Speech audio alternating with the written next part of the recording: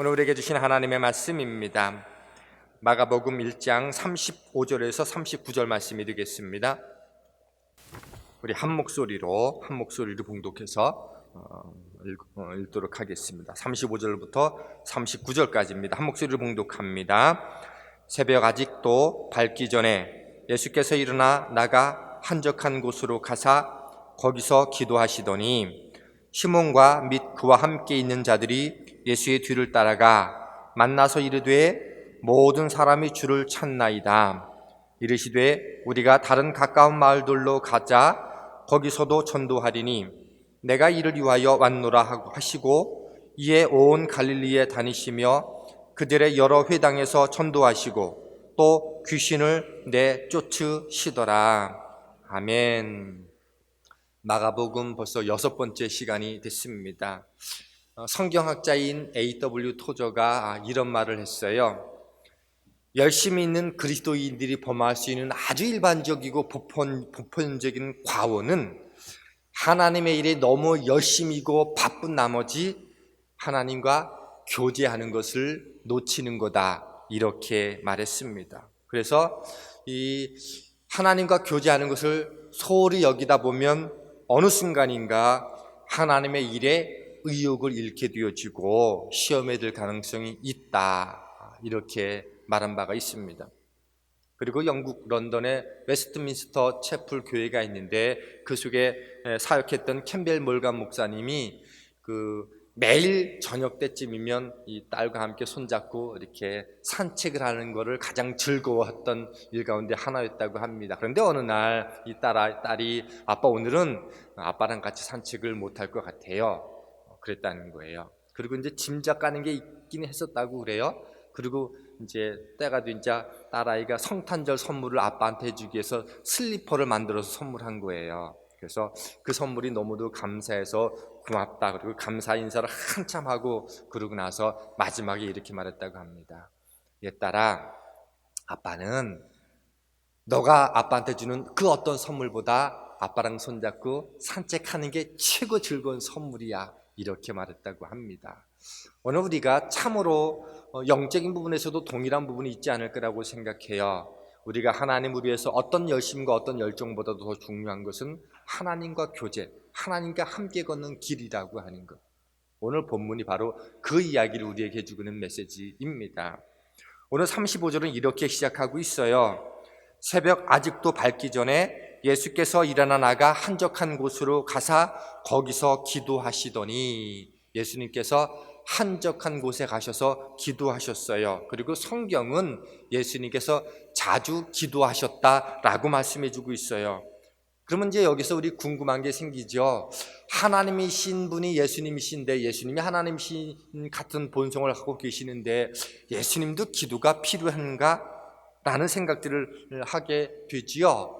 우리는 약하니까, 죄 많은 존재이니까 늘 하나님께 기도해야 되지만 예수님도 기도할 필요성이 있었을까? 라는 생각을 하게 되는 거죠.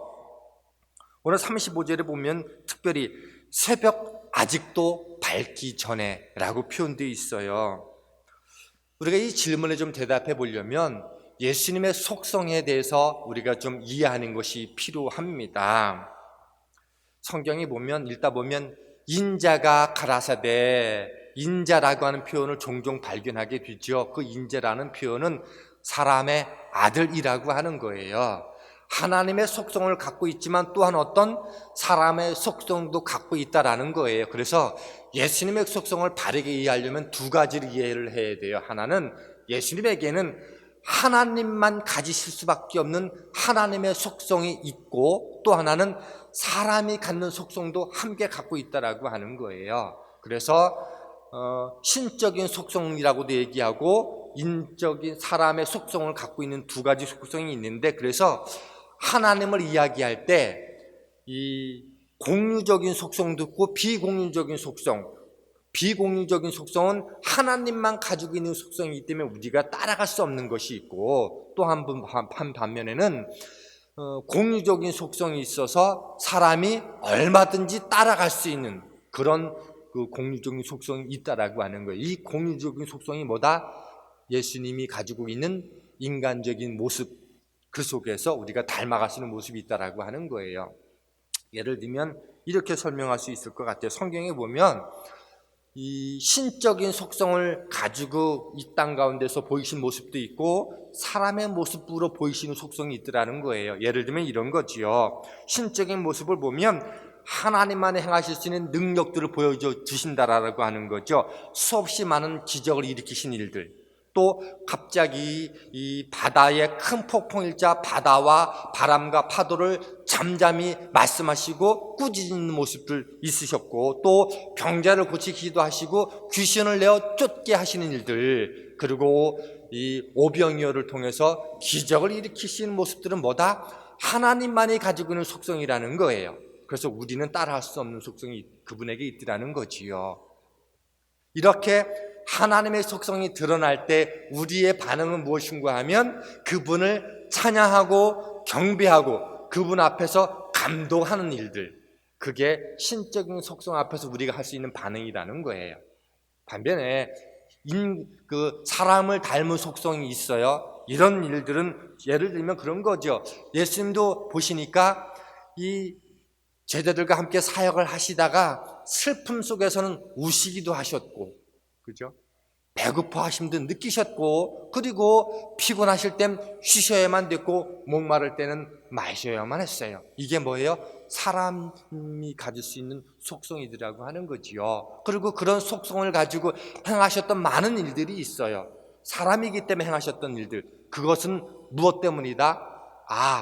하나님이긴 하시지만 사람의 모습으로 이 땅에 오셔서 우리의 형편을 충분히 이해하심과 동시에 그분이 사람이기 때문에 하셨던 일들 가운데 여러 가지 습관들이 있는데, 그것은 뭐다?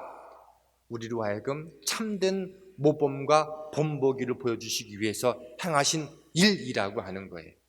그리고 오늘 본문이 바로 이 우리에게 모범을 보여주시기 위해서 행하신, 사람의 속성을 가지고 행하신 그 일이라고 하는 거예요. 그리고 중요한 것은 우리가 하나님을 닮아간다라고 말할 때, 그때는 신적인 속성을 닮아간다는 게 아니라 뭐예요?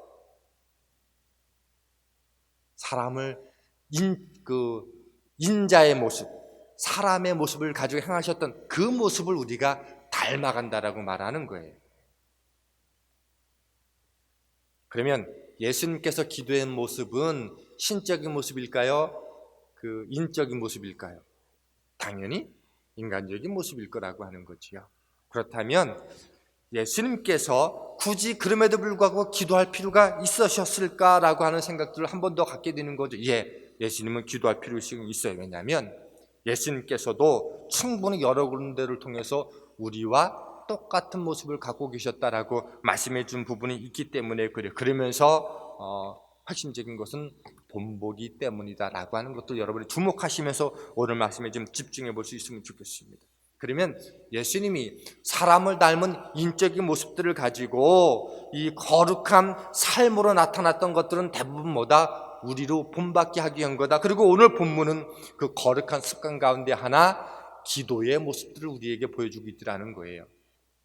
그러면 예수님께서 우리에게 좀 구체적으로 이 메시지가 우리에게 주는 메시지가 무엇일까? 첫 번째 나누고 싶은 게 무엇인가 하면 예수님은 기도하셨는데 정기적으로 기도하셨다는 거예요. 35절을 다시 한번 주목해 보겠습니다. 새벽 아직도 밝기 전에 예수께서 일어나 나가 한적한 곳으로 가사 거기서 기도하시더니 라고 말씀해 주고 있어요. 우리는 기도 많이 하잖아요. 근데 우리의 대부분은 우리의 필요 때문에 기도를 합니다. 어려움이 닥칠 때 기도해요. 상황 때문에 기도할 수밖에 없을 때가 우린 충분히 있어요. 또 예수님은 그런 상황 앞에서 기도하라고 말씀하셨으니까. 그러면 오늘 예수님께서 하신 기도는 필요 때문에, 상황 때문에 기도하셨을 거라는 거예요. 그렇지 않더라는 거예요. 예수님은 필요 때문에, 상황 때문에 기도한 게 아니라 뭐다? 정기적으로 기도하셨다는 거예요. 누가복음 22장 39절과 40절 말씀을 보면 이렇게 돼 있어요.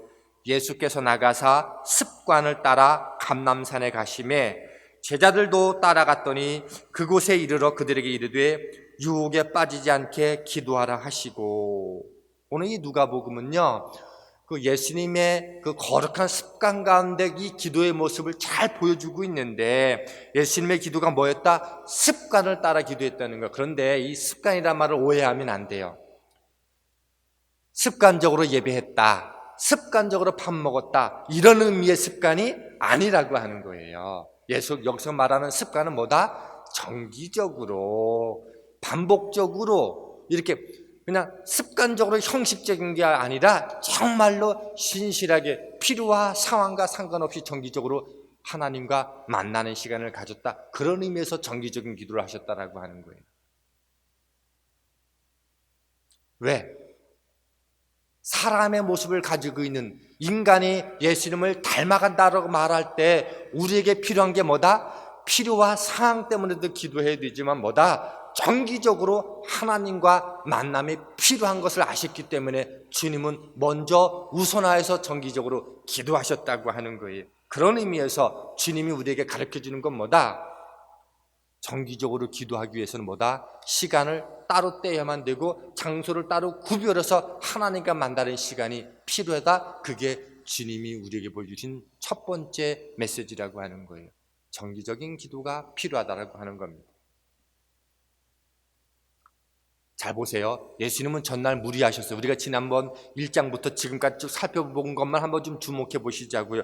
전날에 무리하셨어요. 하루 종일 회당에서 말씀하셨어요. 가브나움에서 악한 영에 사로잡힌 자를 치료해 주셨어요. 그것으로 끝나지 않았어요. 시몬의 장모의 열병을 치료해 주었어요. 그러자 그 소문을 들은 많은 사람들이 찾아왔어요. 그리고 그들을 밤 늦도록 치료해 주고 그들의 형편과 사정을 다 헤아리면서 그들을 섬겼어요.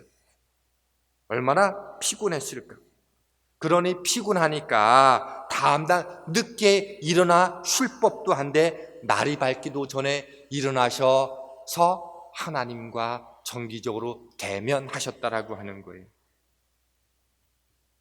우리는요, 필요할 때 기도해야만 합니다. 그 기도마저 하지 않는다면 큰일 나는 거죠. 때로는 즉흥적으로 해야 될 때도 있어요. 그러나 오늘 주님이 우리에게 가르쳐 주시는 메시지는 정기적으로 나를 만나라, 정기적으로 기도하는 일이 너무도 필요하다라고 하는 거예요. 그러려면 시간과 장소를 날마다 떼서 하나님을 만나는 일이 필요한데, 그렇게 구별해서 드리면 우리 가운데 어떤 유익이 있기 때문에 그렇게 말씀하셨을까요? 두 번째 이야기가 바로 그겁니다. 정기적인 기도를 통해서 삶을 점검받을 수 있기 때문이라는 거예요. 35절을 다시 주목해 봅니다. 새벽 아직도 밝기 전에 예수께서 일어나 나가 한적한 곳으로 가사 거기서 기도하시더니, 제가 여기서 주목한 말씀이 무엇인가 하면 기도하시더니라고 하는 단어예요.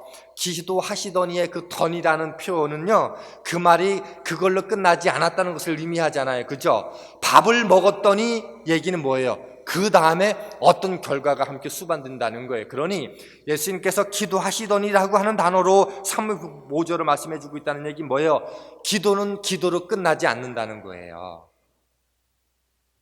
기도에는 반드시 역사가 일어나는데, 그래서 예수님은 기도라고 하지 않고 기도하시더니, 그래서 제가 예수님의 거룩한 습관 기도 이렇게 하지 않고 기도하시더니 라고 하는 제목을 제가 붙인 이유가 여기에 있어요.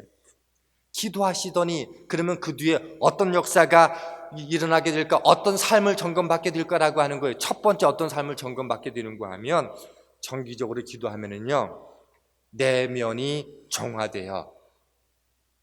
내면이 정화될 수 있다는 거예요. 무슨 얘기인가 하면, 예수님이 밤늦도록 병자들을 치료해서 사람을 만났어요. 말씀을 가르쳤고 죄와 번복된들과 함께 했어요. 그러니 누구보다 무엇보다 예수님은 쉼이 필요했어요. 그런데 새벽에 몸이 쉬는 것보다 더 중요한 것을 하셨는데, 그게 무엇인가 하면, 우리가 사람을 만나다 보면 몸에 독이 쌓이게 돼 있어요. 영적으로 찌꺼기가 내 안에 머물러 수 있는 것들이 우리 가운데 충분히 많더라고 하는 거예요. 예수님은 그것을 하나님과 소통하는 것으로 인해서 회복하고 비워내고 마음을 정화시키고 영혼을 전화시킬 수 있는 그 일들을 하셨다고 하는 거예요. 우리 그런 일 많이 있잖아요. 사람을 만나는 게 좋기도 하고 행복하기도 하지만 사람을 많이 만나면 나도 이야기를 하고 대화를 많이 듣게 되잖아요. 말을 많이 하다 보면 이런저런 감정적인 것을 주고받다 보면 그 독이 나에게 영향이 되어서 사람을 하루 종일 만나고 난 뒤에 어떻게 돼요? 녹초가 되는 일들이 종종 있어요, 우리 가운데. 그렇죠? 왜요? 사람을 만나는 일이 쉬운 게 아니에요. 에너지가 소진되고요. 그에게 있는 어떤 형태의 기운들이 나의 기운을 빼뜨리는 일들이 있어요. 말에도 그런 일이 있거든요. 그러다 보니까 하루 종일 사람을 만나고 귀신을 쫓고 치유하고 메시지를 전하고 그러다 보면 내 속에 영적인 에너지가 고갈되어지고 영적으로 나도 모르게 내 인성 속에 남겨져 있는 영적인 찌꺼기들이, 육신의 찌꺼기들이 내 속에 전염된 것들이 있는 것을 아셨기 때문에, 그리고 우리가 인생을 살다 보면 그런 일들 얼마든지 있음을 아셨기 때문에 주님과 대화를 하는 과정을 통해서 영혼이 정화되는 일들을 주님께서 몸소 보이셨다는 겁니다. 우리는요, 사람을 만나고 나면 악한 것들에 대해서도 영향을 받잖아요. 그죠? 우리 왜 밥 두 개를 이렇게 밀폐 둔 거 하나 있고 하나는 칭찬의 말을 하고 악한 말을 하면 악한 것들이 곰팡이가 핀다는 것들을 우리 실험으로 많이 보셨잖아요. 사람도 똑같다는 거예요. 수많은 사람이 가지고 있는 그 내면의 깊은 것까지 예수님에게 얼마나 많이 전이 됐겠어요. 그것들을 정화하는 일들이 주님의 기도 속에서 정기적인 기도를 통해서 그 일들을 매일매일마다 회복하는 그 일들로 주님은 기도를 선택하셨다는 거예요. 이것은요, 영적으로도 아주 동일합니다. 우리의 내면에 먼지도 씻어내야 되는 거예요. 우리는 잘 모를 수 있지만 영적인 독들이 우리 몸에 쌓이면 반드시 우리에게 영향을 줘요. 어떤 영향을 주는가 하면 우리 마음이 왜곡되고 삐뚤어지게 만들어요. 내 마음이 굳어지고 강팍해지고 기쁨이 사라지고 감사가 사라지게 돼요. 그리고 사나워지기 시작하고 감정이 무감각해지고 쉽게 분노하고 화를 조절하게 돼요. 운전 중에 누가 급히 끼어들면, 그죠? 살릴 놈, 죽일 놈 그러면서 막 그냥 그러기도 하고, 대화 중에 쉽게 분노하고 쉽게 섭섭해해요. 제가 가족 안에서도 이렇게 대화를 하다 보면 아무것도 아닌데 쉽게 제가 서운해하고 이렇게 말을 이렇게 험하게 하기도 해요. 그리고 가만히 보면 그게 다른 사람의 문제가 아니라 내 안의 문제였음을 늘 발견하게 되더라는 거죠. 그러고 나면 어떻게 돼요? 마음이 어느 순간 폭발하게 되는 거예요. 나는 괜찮아, 아무 일 없는 줄 알았는데 나도 모르게 내 안에 그렇게 찌꺼기들이 쌓이다가 어느 날 폭발하게 되는 거예요. 삶이 무너지고 한꺼번에 인생이 망가지는 일들도 생길 수 있더라는 거예요. 아마 여러분들도 어느 날 여러분들 주변에서 그런 분들을 보실 수 있을 거예요. 참 그분은 성인군자 같은데 참 그분 괜찮아 보이는데 어느 날 갑자기 인생이 망가져가는 이유가 뭔지 아세요? 나도 모르게 내 안에 독으로 쌓여져 있던 내면적인 것들, 영적인 것들이 하나님과 교제의 통로가 없이 또 하나님을 모르면 어떤 통로를 발견할 줄 모르니 그게 어느 날 터져버리는 거예요. 그래서 우리는 믿음의 길을 걸어가면 걸어갈수록 필요와 상황 문제 가지고 기도해야 되지만 매일매일마다 정기적으로 하나님을 만나서 우리의 내면의 삶을 정화하는 이 일들이 필요한 줄 믿습니다. 그래서 오늘 주님은 우리에게 그 일들을 보여주신 거예요. 그래서 시간을 떼고 공간을 정해서 내면을 반드시 정화시키고 그래야지만 내 안에 쌓여져 간다는 것이 느껴지면요, 그때는 늦을 수 있어요. 정기적인 기도를 통해서 내면이 정화된다면 또 하나가 있어요. 어떤 우리 삶의 유익들이 있는가 하면 내 삶의 방향을 점검하게 된다는 거예요. 기도하게 되면 내 삶의 방향을 점검하게 된다는 게 무슨 얘기인가 하면 내 삶의 방향들이 잘못된 길로 가고 있는지 아닌지를 확인할 수 있게 된다는 거예요. 오늘 본문을 보면 제자들이 눈을 떠보니까 예수님이 없어요. 그런데 제자들이 피곤해서 얼마 동안에 오랫동안 잤는지도 몰라요. 그리고 예수님이 일어나서 기도하시러 가셨는지도 모를 만큼 제자들은 피곤해 골아떠서 잠을 잤어요. 근데 제자들이 알아서 깬 게 아니에요. 성경을 가만히 보니까 사람들이 웅성웅성 거렸다라고 말씀해 주고 있어요. 그래서 그 소리에 깬 거예요. 그리고 사람들이 그러는 거예요. 예수님이 어디 가셨냐고. 그래서 제자들이 예수님을 찾는 거예요. 그런데 늘 습관적으로 정기적으로 기도하셨던 그 시간과 장소를 떼어서 기도하셨던 그 예수님이 어디 가셨는지를 아니까 그 사람들과 함께 예수님께로 지금 나아가고 있는 장면인 거예요. 그리고 36절, 37절 이렇게 말씀해 주고 있어요. 시몬과 및 그와 함께 있는 자들이 예수의 뒤를 따라가 만나서 이르되 모든 사람이 주를 찾나이다. 그리고 예수님께 이렇게 말해요. 모든 사람이 주를 찾아요. 여기서부터 상상력이 되게 중요한데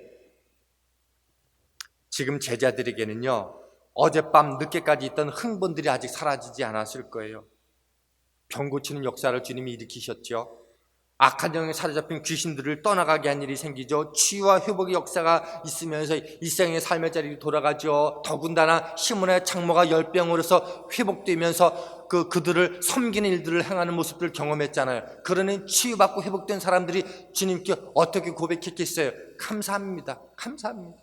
내 평생 동안 이것 때문에 아파하고 힘들었는데 그 주님을 만나서 내가 회복이 되었노라고 감사하다고. 그것을 옆에서 지켜봤던 제자들의 마음이 어땠을까요? 우쭐대지 않았을까요? 정신없이 잠을 잤는데 사람들이 웅성거려요. 예수님 어디 갔냐고. 그들 가운데 어떤 기대 심리가 있었을까요? 어제 동안에 하루 동안 일어났던 그 놀라운 일이 오늘도 또 일어나겠구나. 그리고 서둘러 예수님을 찾은 거 상상되지 않습니까? 무슨 얘기예요? 오늘도 어제 있었던 그 놀란 일들이 오늘도 주님께서 행하셔야 된다라고 하는 의도로 주님을 찾아갔던 거예요.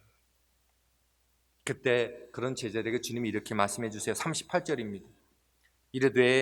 이르시되 우리가 다른 가까운 마을들로 가자. 거기서도 전도하리니 내가 이를 위하여 왔노라 하시고. 사람들에게 얼른 가셔야죠 라고 말했더니 제자들이 의도와 상관없이 예수님이 엉뚱한 말을 하고 계세요.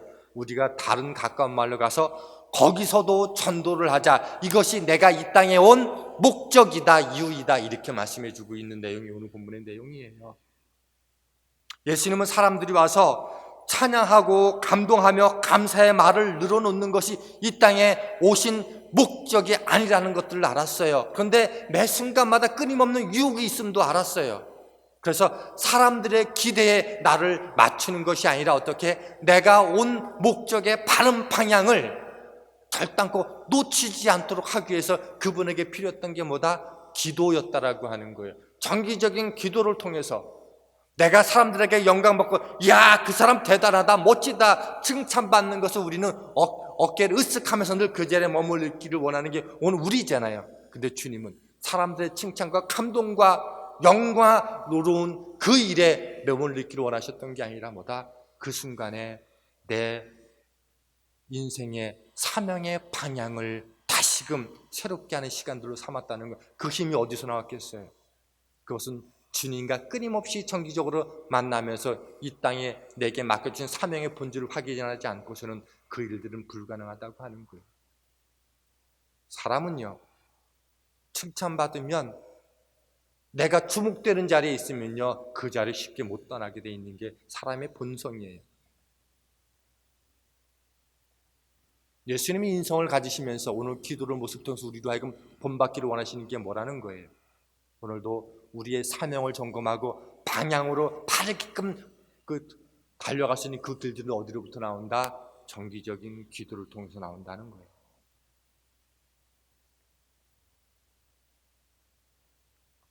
우리는 가면서 열심히 살다 보면은요, 내 방향을 잃어버리기 쉬워요.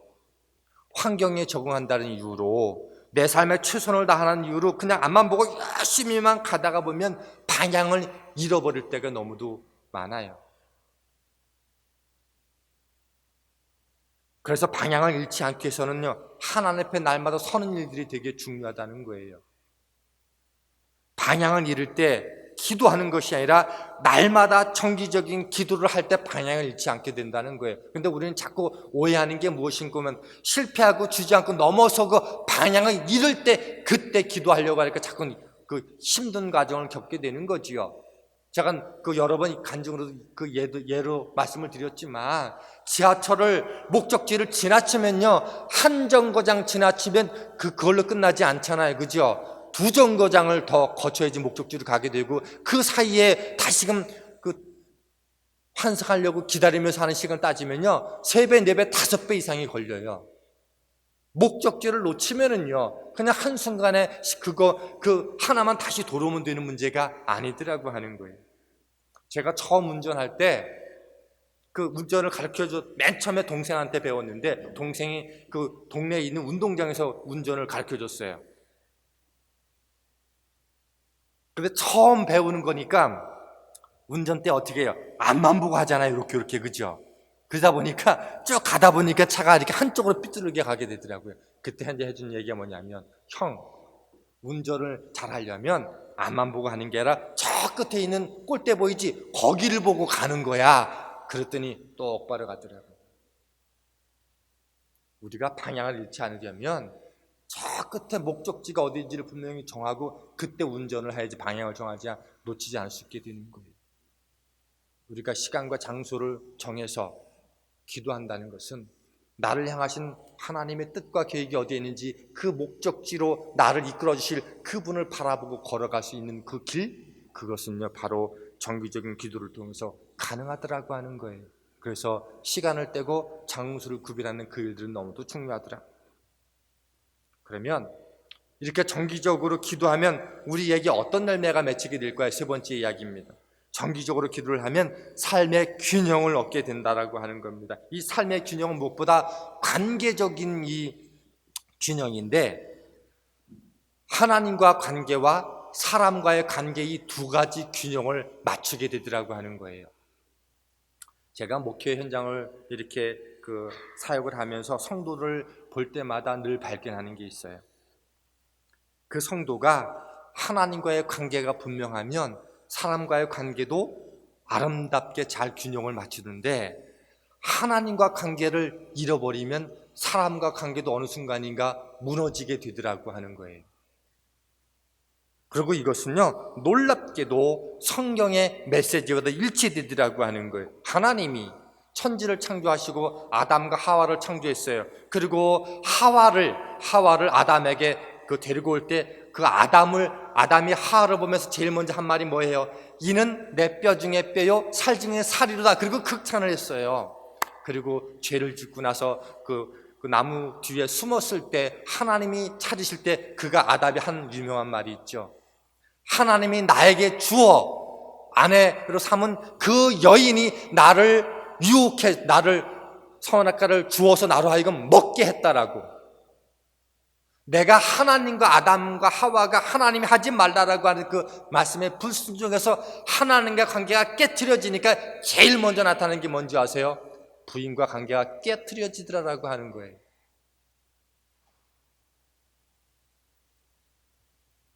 내가 사람과 관계가 무너지는 건요 그 사람과 나와의 관계의 참 안에 끝나지 않더라는 거예요. 하나님과의 관계가 바로서게 되니까 사람과 관계도 함께 바로서게 되더라. 왜 우리가 시간과 장소를 떼어서 하나님과 이렇게 기도하는 자리를 마련해 둘 것인가?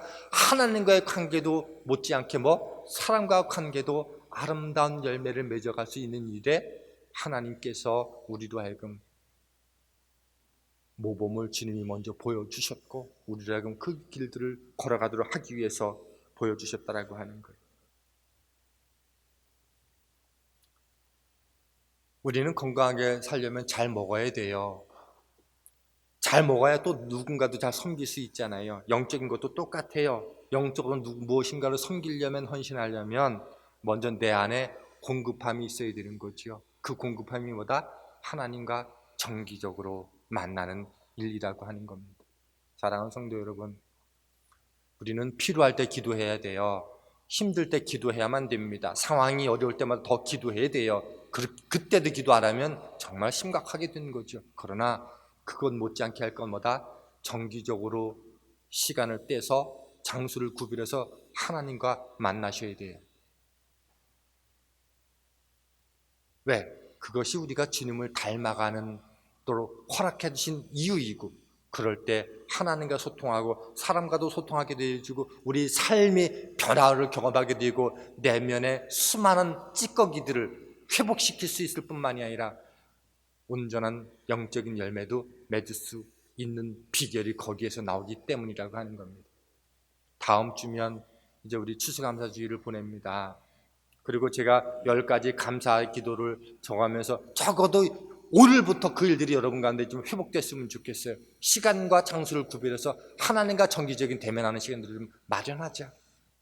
그리고 그 속에서 내게 허락해 주신 하나님의 은혜가 무엇인지를 하나하나 한번 살펴볼 수 있는 시간이 되었으면 좋겠다.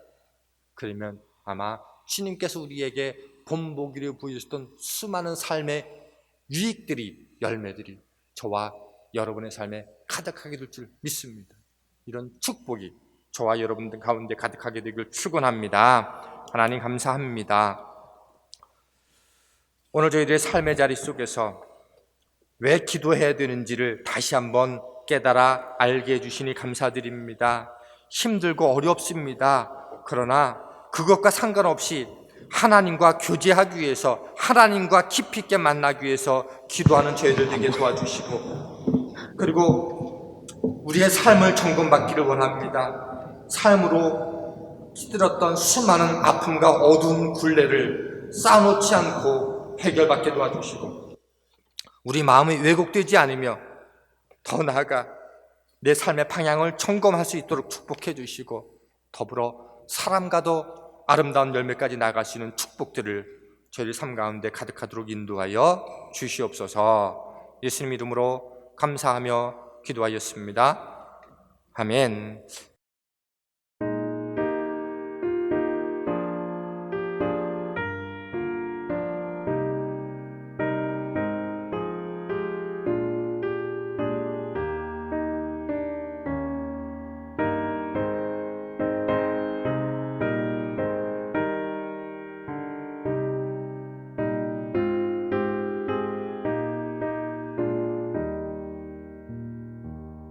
나 예수께 조용히 나가 내 모든 짐 내려놓고 주 십자가 사랑을 믿어 죄 사함을 너 받으라. 주 예수께 조용히 나가 내 마음을 쏟아 놓으라. 늘 은밀히 보시는 주님, 큰 은혜를 베푸시리. 주 예수의 은혜를 입어 내 슬픔이 없어지리. 내 이웃을 늘 사랑하여 너 받은 것 거저주라. 주 예수께 조용히 나가 내 마음을 쏟아 놓으라. 늘 은밀히 보시는 주님, 큰 은혜를 베푸시리.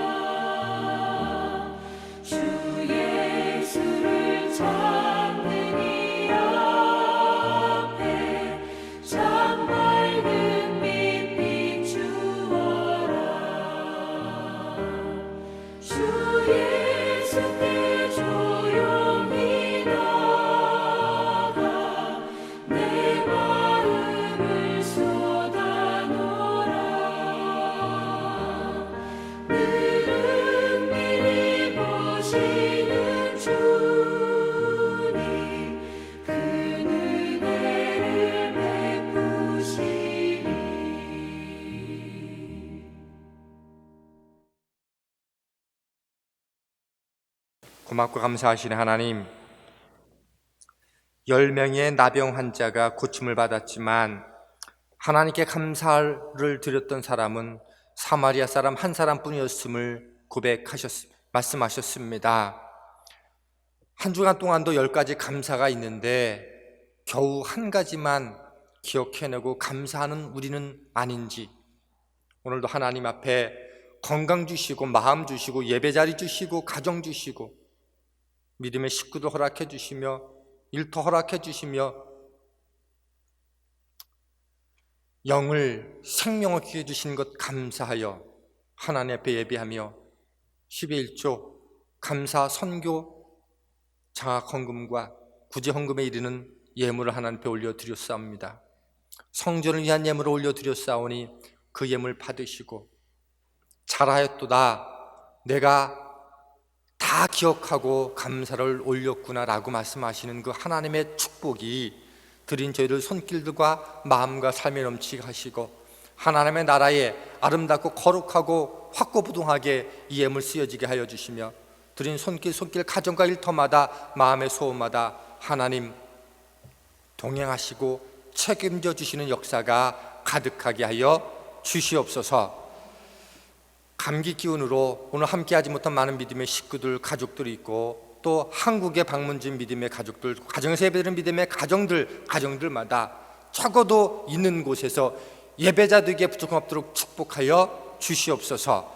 이제는 우리 주 예수 그리스도의 은혜와 하나님의 사랑과 성령님의 교통하심이 오늘도 정기적으로 기도할 필요성들을 다시 한번 마음속에 새기고 깨닫고 그렇게 살겠다고 결심하는 모든 믿음의 가족들 위해 이제부터 영원토록 함께할지어다.